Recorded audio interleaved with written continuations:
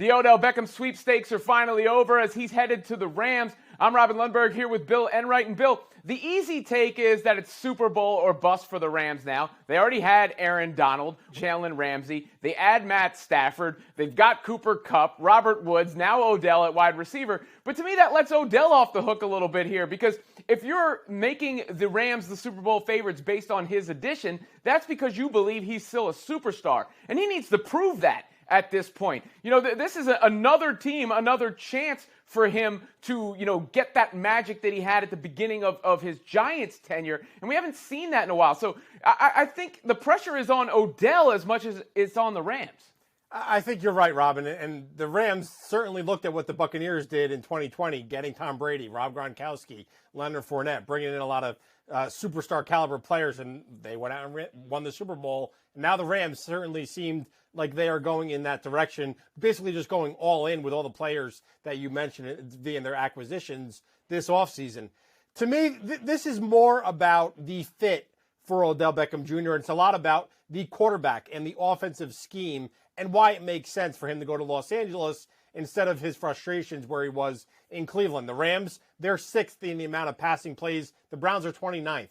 Matthew Stafford, 68% completion percentage, and it has a touchdown on 7.2% of his passes. That's 3rd best in the league. Baker Mayfield, not that far off on the completion percentage, 66%.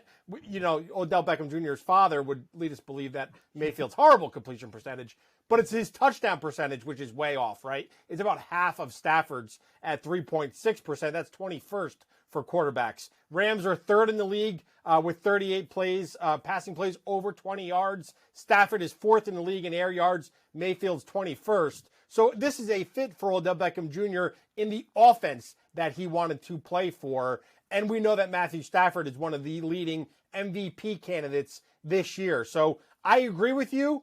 Odell has not lived up to that hype that we saw from him out of the first 2 years in the league. He's been injured a little bit, right? He has to stay healthy, but he can now become the 3rd best option or the 2nd best option behind Cooper Kupp and Robert Woods, split it however way you want. That's a pretty dynamic trio there for Matthew Stafford.